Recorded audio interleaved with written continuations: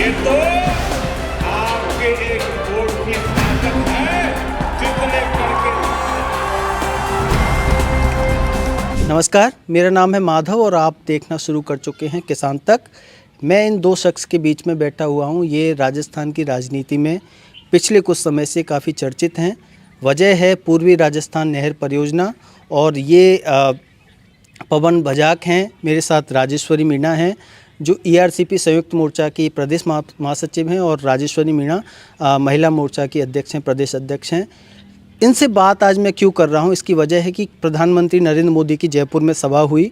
उस सभा में ईआरसीपी संयुक्त मोर्चा की तरफ से या इनके कार्यकर्ताओं की तरफ से ईआरसीपी मांग को लेकर के बैनर दिखाए गए, काफ़ी हंगामा हुआ और बीजेपी के कार्यकर्ताओं के साथ इनकी मारपीट भी हुई। पूरी बातचीत समझेंगे। इसके अलावा हम समझेंगे कि ईआरसीपी इन चुनावों को देखते हुए, खासकर विधानसभा और लोकसभा के चुनावों को क्यों महत्वपूर्ण परियोजना होती जा रही है और इसकी चर्चा हालांकि नेशनल मीडिया में इतनी क्यों नहीं हो पा रही, जबकि बहुत बड़ा मुद्दा 3.5 करोड़ लोगों से जुड़ा मुद्दा है। तो पवन बजाक, किसान तक में आपका स्वागत है। सबसे पहले तो मैं आपके चैनल के माध्यम से आपको धन्यवाद देता हूं कि आप ये जो ईआरसीपी की मांग है इसको ऊपर लेवल तक पहुंचा रहे हैं। देखिए, माननीय प्रधानमंत्री मोदी जी की सभा का और हमें खबर लगी कि मोदी जी आ रहे हैं जयपुर में। तो हमारा एक संगठन है ईआरसीपी संयुक्त मोर्चा संगठन। उस संगठन की हमने मीटिंग रखी कि जो सभा है उसके अंदर हमें शांतिपूर्ण तरीके से ईआरसीपी के झंडे दिखाने हैं। हम हर बार जहाँ भी पहले हम कांग्रेस की सभा में भी दिखाते थे, लेकिन जो हमारी मांग थी कि जो डीपीआर में बांध छूट गए उनको जोड़ा जाए, तो उन्होंने वो बांध जोड़ दिए। तो अब हमने ये सभा में झंडे दिखाए। तो हमने कभी ना तो आज तक हाउलड़ किया, ना कोई गलत नारे लगाते, सिर्फ एक ही मांग करते हैं कि हमें पानी दो, इस योजना को राष्ट्रीय परियोजना घोषित करो।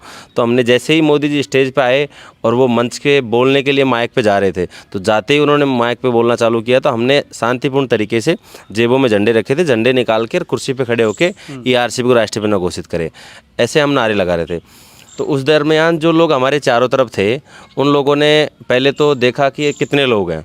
तो आप समझते हो कि ज़्यादा लोग तो हम थे नहीं। कितने लोग थे? हम करीब 15 लोग थे। अच्छा। लेकिन हम क्या जगह जगह थे, एक जगह नहीं थे। और हमारे साथ महिलाएं भी थी, 3-4 जो ये महिला ब्लॉक में थी। तो जैसे हम कुर्सियों पे खड़े रहे तो पहले तो उन्होंने देखा कि कम लोग हैं। अब आप देखिए कि सबसे बड़ा दुर्भाग्य तो हमारा ये है कि पानी सबको चाहिए, पिट रहे हम हैं, संघर्ष हम कर रहे हैं, ऐसा क्यों है? जबकि वहाँ जितने भी लोग बैठे थे वो पूरे राजस्थान के थे लगभग, पानी उनको भी चाहिए, लेकिन उनको हमारा साथ नहीं दे करके उन्होंने उल्टा हमारे ऊपर मारपीट किया, हमारे ऊपर हाथ उठाया। तो हम 5-7 लोगों ने जैसे झंडे दिखाए, तो चारों तरफ से मैं झंडे दिखा रहा था, तो मेरे एक लड़के ने आके झंडा पकड़ लिया। फिर मैंने उसको झंडा दे दिया, कोई दिक्कत नहीं। फिर मेरे को पीछे से आके किसी ने गिरा दिया, गिरा के फिर वहीं पटक के लात घूंसे, भयंकर वाली मारपीट करी। मैं धन्यवाद दूंगा राजस्थान प्रशासन का, राजस्थान पुलिस का, जो उन्होंने तुरंत प्रभाव से आकर के, मान ली एक डीएसपी साहब थे, वो एक जाल है उसको कूद करके आए और उन्होंने तुरंत मुझे बचाया। अगर शायद वो नहीं होते, अगर वो नहीं पहुंचते समय पे, तो शायद घटना बहुत बड़ी हो जाती। और मैं समझता हूं कि हमारे राजस्थान में अगर ऐसे ही कोई भी क्रांति साथी को बोलने नहीं दिया गया, दबाया जाएगा, तो आने वाले समय में ये अत्याचार और ज़्यादा बढ़ जाएगा। ठीक है, आपने कल के बारे में बताया, लेकिन मैं देख रहा हूं कि पिछले कुछ समय से आप बीजेपी के नेता, जो भी हाईकमान आला कमान का नेता राजस्थान में आ रहा है, उसका विरोध कर रहे हैं। गजेंद्र सिंह शेखावत करौली में गए थे, वहाँ काले झंडे दिखाए गए कांग्रेस की तरफ से भी, और कांग्रेस के जो यूथ कांग्रेस के लोग थे उन्होंने, और आपकी तरफ से भी ईआरसीपी के झंडे दिखाए गए। गंगापुर सिटी में अमित शाह आते हैं, केंद्रीय गृह मंत्री हैं, सहकारिता मंत्री हैं, उनको भी ईआरसीपी के झंडे दिखाए गए, उनका भाषण रोका गया था। तो आप इस मामले की गंभीरता को, आपको लग रहा है कि चुनाव में ये मुद्दा इतना बड़ा बन के उभरेगा और इसकी गंभीरता को पॉलिटिकल पार्टी समझ रही हैं? देखिए, सबसे पहले तो हम ना तो ब्लैक झंडे दिखाते हैं, काले झंडे नहीं दिखाते हम, ना हम किसी का कोई विरोध करते हैं, ना मुर्दाबाद के नारे लगाते हैं। हम सिर्फ ईआरसीपी का जो झंडा है, ईआरसीपी का जो झंडा है उसको लहराते हैं और मांग करते हैं कि इसको राष्ट्रीय परियोजना घोषित करो। हम विरोध नहीं करते, हम डिमांड करते हैं, मांग करते हैं। और मैं समझता हूँ लोकतंत्र में अधिकार है मांगने का, और कोई भी शांतिपूर्ण तरीके से अपनी मांग कहीं भी रख सकता है। ज़रूरी नहीं है कि वो सभा में नहीं रख सकता।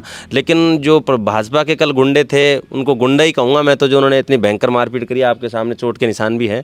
तो मैं समझता हूँ ये जो हो रहा है आज के समय में जो आरएसएस के लोग हों, चाहे भाजपा के कार्यकर्ता हों, वो आम जनता के ऊपर इतने हावी हो रहे हैं, तो वोट मांगने तो आम जनता के बीच में आना पड़ेगा। और ईआरसीपी 13 जिलों की योजना है। 13 जिलों में 3.5 करोड़ लोग निवास करते हैं।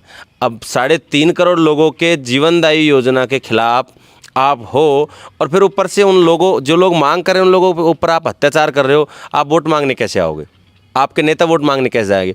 अब मेरे साथ कल मारपीट हुई है, मेरे साथियों के साथ मारपीट हुई है, तो अब जब हमारे क्षेत्र में ये आरसीपी के जितने भी क्रांतिकारी हैं, उनको पता लग गया है कि आज उस गांव में बीजेपी के नेता वोट मांगने हैं, आपको लगता है हम वोट मांगने देंगे? हम गाँव में नहीं घुसने देंगे।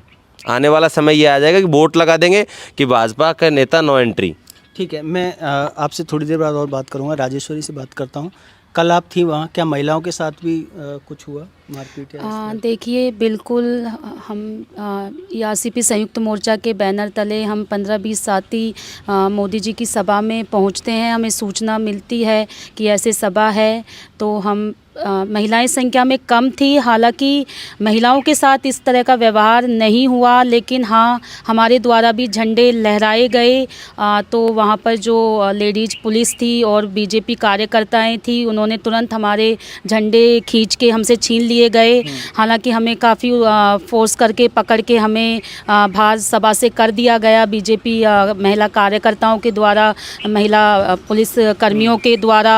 तो महिलाओं के साथ नहीं, लेकिन हमारे जो साथी हैं उनके साथ जो बीजेपी कार्यकर्ता थे या वो कुछ भी असामाजिक तत्व वहाँ थे, उनको साफ ये भी दिख रहा था कि ये लोग हैं, ये किसी तरह का विरोध प्रदर्शन नहीं कर रहे हैं, किसी पार्टी के कार्यकर्ता नहीं है, कांग्रेसी कार्यकर्ता घोषित करके आप ईआरसीपी की मांग करने वाले साथियों के साथ इस तरह का व्यवहार करना, इस तरह से टारगेट करना, मतलब वो जानबूझ के टारगेट किए गए थे। झंडे साफ दिख रहे थे कि ईआरसीपी के झंडे हैं, जानबूझकर वहाँ पर आप अगर वो वीडियो देखेंगे तो आपको ध्यान से आप सुनिए वीडियो, उसमें ये आता है कि मारो मारो।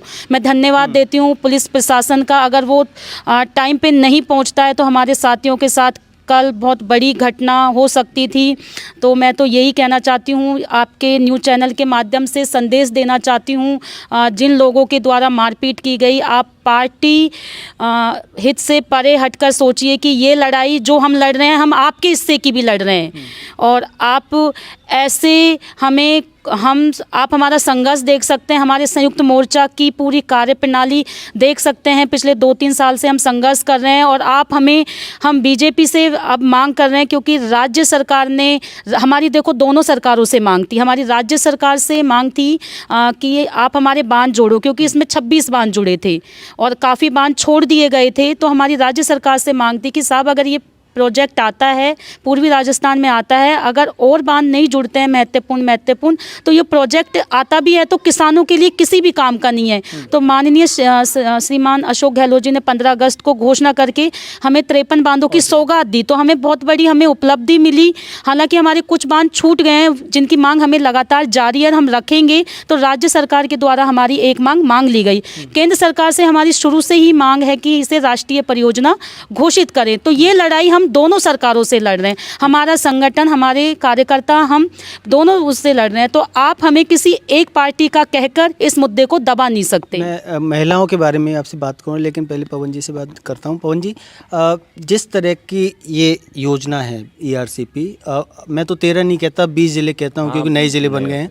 तो 3.5 करोड़ लोगों की योजना है। ईआरसीपी को क्या लगता है कि राष्ट्रीय परियोजना घोषित नहीं हो पाने से क्या नुकसान हो रहा है?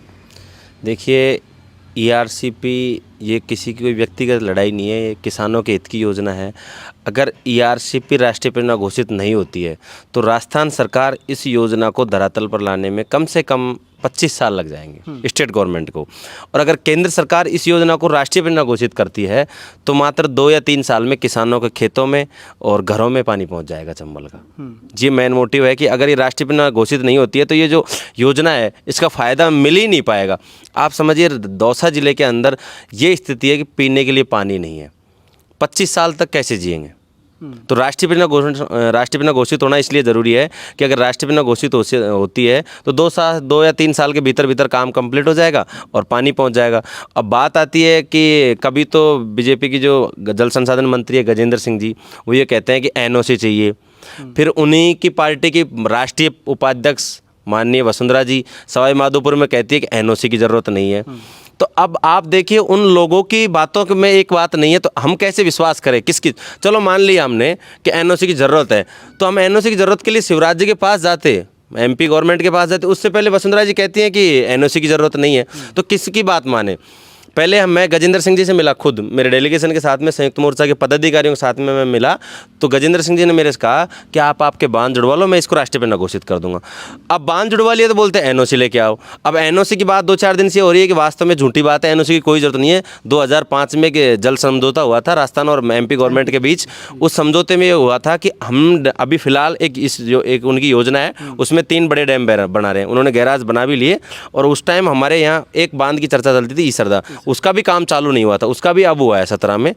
तो राजस्थान गवर्नमेंट ने तो समझौते पहले ही कर लिए, और ये हम कर सकते हैं, अधिकार है हमारा, गुमराह करने की जरूरत नहीं है। राजस्थान गवर्नमेंट बांध जोड़ सकती है, डीपीआर में सारा सब कुछ कर सकती है, लेकिन राष्ट्रीय पन्ना घोषित करना केंद्र सरकार के हाथ में है। अब केंद्र सरकार इस मुद्दे को क्यों लटका रही है, क्यों इस पर गंदी राजनीति कर रही है, ये समझ से परे है। और मैं आपके चैनल के माध्यम से बीजेपी गवर्नमेंट के स्टेट के नेता हैं, सेंट्रल के जो नेता हैं, उनसे सभी से कहना चाहता हूँ, अगर चुनाव से पहले इसको राष्ट्रीय पन्ना घोषणा नहीं करी तो इसकी वास्तविक हकीकत ये रहेगी कि आपको नेताओं को गांव में घुसने नहीं दिया जाएगा। वोट तो दूर की बात है, बीजेपी के नेताओं गांव में घुसने नहीं दिया जाएगा। जब आप ये बात कहते हैं तो बीजेपी के लोग कहते हैं, कई नेता भी कहते हैं कि कांग्रेस प्रायोजित हैं ये लोग, कांग्रेस की तरफ से या अशोक गहलोत जी की तरफ से ये सब करवाया जा रहा है। देखिए, हमारे संगठन का नाम है ERCP संयुक्त मोर्चा संगठन।